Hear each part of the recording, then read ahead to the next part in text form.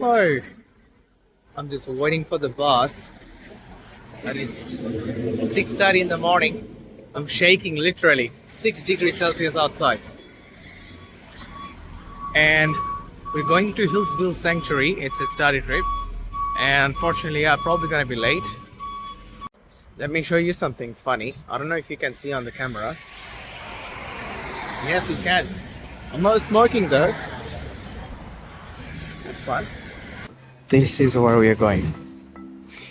And you can see the reviews are pretty good. 4.6, 10,000 reviews, which is pretty good. And I think I'll be able to see all the animals that I've never seen in my life. That's exciting. Wow, look at this guy. He's chilling. You see, there are a lot of red buttons on the bus. So you press them if you want to get off on the next stop. And it does not stop anywhere else on the road, only the designated stops. Yep, I'm in the city now. I have to change a bus from this stop. I'm just looking for the bus stop. Probably it's here. At this point I was running late for my bus and I contacted them. They said it's okay if I'm running 10-15 minutes late, but I ended up half an hour late, which is not my fault, it's buses. Anyway, so I didn't get a chance to record onboarding and the whole process. I ended up directly to the sanctuary. When we came here, we met our amazing tour guide Lisa. She is an Aboriginal herself. And she explained the whole Aboriginal history in that land, particularly in that sanctuary, and her clan, her languages. And the person you see on the screen is one of the Aboriginal leaders. She was explaining his contribution to this land, which is very interesting to know, and how their approaches are different. She's going to be explaining in the whole trip about the culture, Aboriginal culture, and their connection to the country. And the way they view country is a bit different than the way we view the country. To help keep her nice and safe and stop some infection coming. This is an emu. In 1932, Australian Army fought a great war against emus with machine guns. However, they are not very successful. This is a story to tell in another video. These stars making a constellation. So we Aboriginal people look at the dark coal sack. And she was explaining how Aboriginal people were determining different seasons based on stars and animal behavior in the nature. They believed animals understand the nature more than us. symbolic. Does anyone know what the red symbolises? The land and the beautiful red ochres we get from that land. What about the yellow? The sun, that's right, the giver of all life, and the ochres we get. Now, what about the black? Some people... This is an Aboriginal flag. Aboriginal people were living in this land for thousands of years before the British came.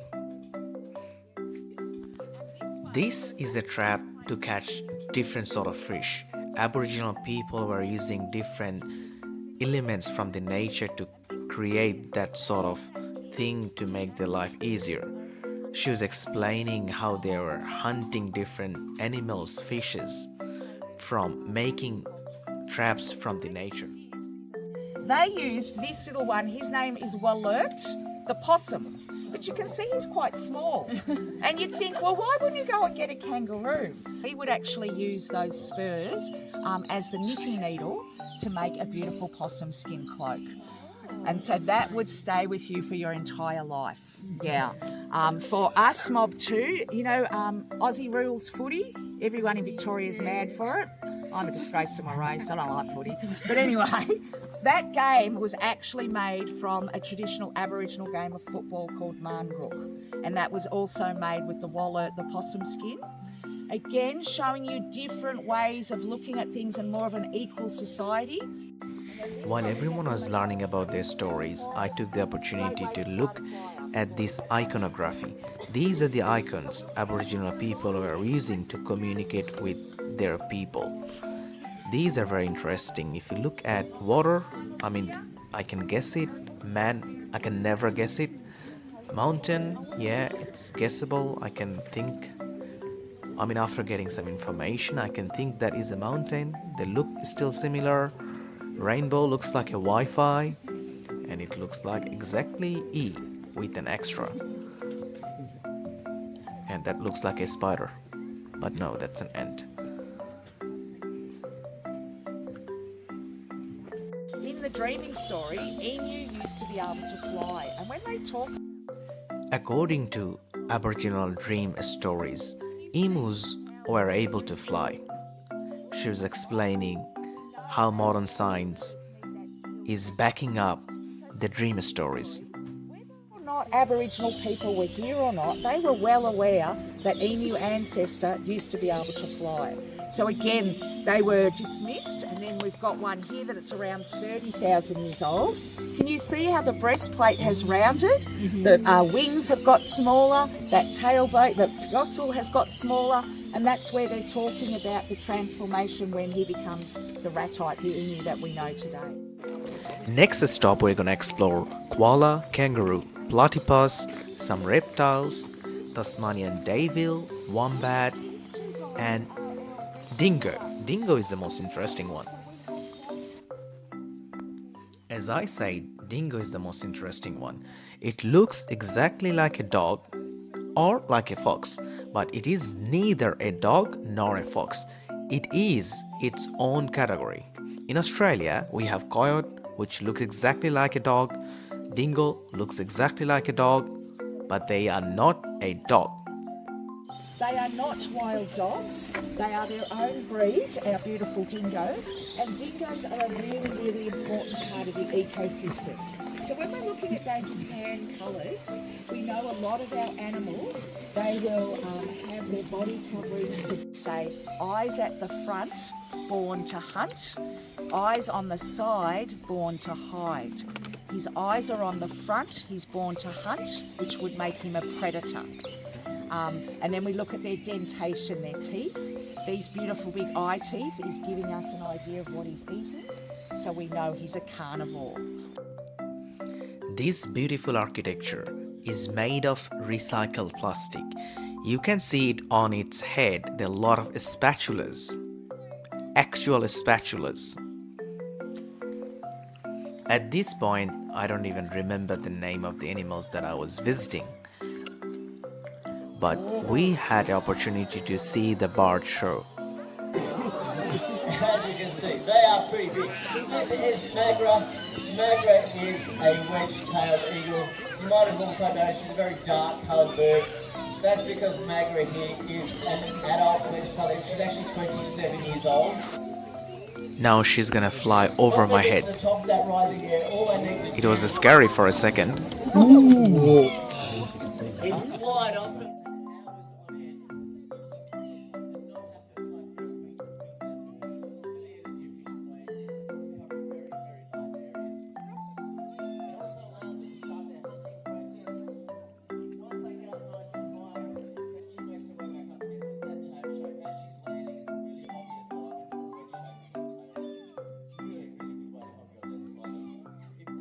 For these birds. Now have a look at those beautiful tail feathers as she flies up there here in Australia, where prey can be really scarce.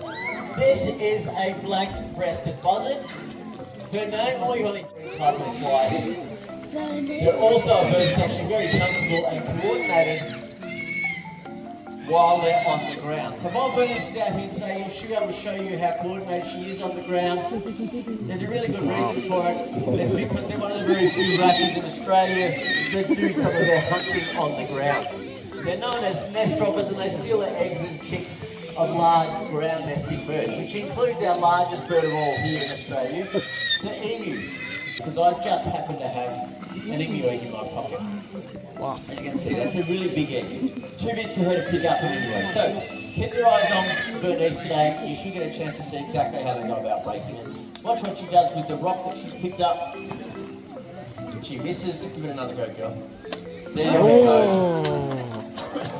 Good shot. There's nothing Now, inside. People often see that behaviour here at Spirits of the Sky, and they think, well, that must be a trick. So one of the very first behaviours we train Kevin to do was to actually open his wings. So we've got those wings, we can check the left and right are nice and balanced.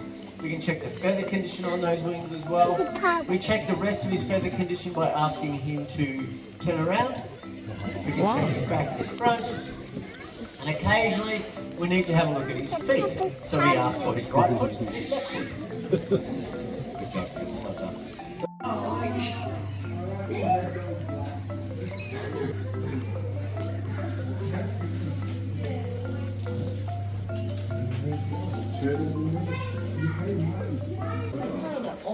Not without us.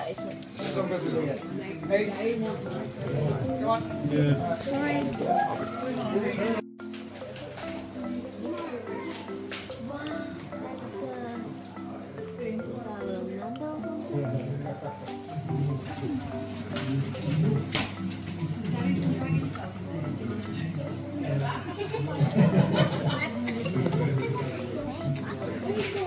Fake? Because I can see this is a fake plant. The plants. I was wondering, the animals are fake. Even the animals, I don't know. No, they are like. Oh yeah, it's moving. It's moving.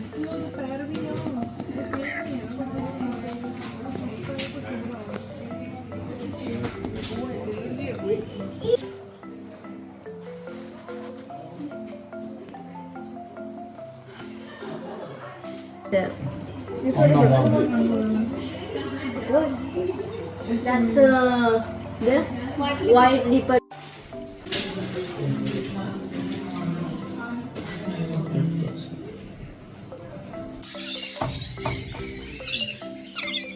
If you are watching so far, I have a question for you.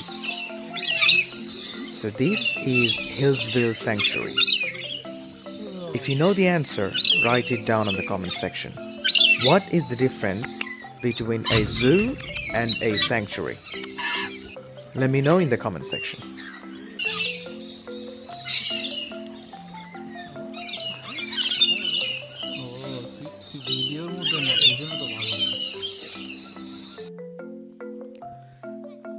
So any zoo visit is not complete without feeding the animals.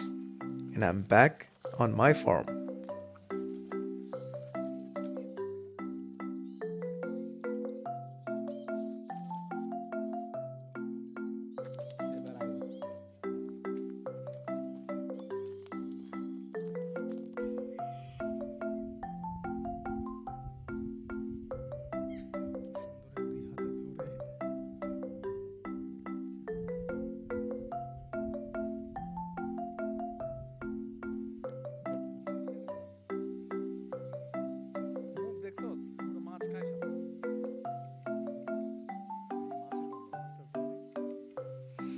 If you're wondering what I was doing the whole time, I was fighting with this little fella. Unfortunately, this fella went extinct. If you enjoyed this video, don't forget to like, subscribe and hit the bell so you never miss an upload. See you in the next one. Thanks for watching.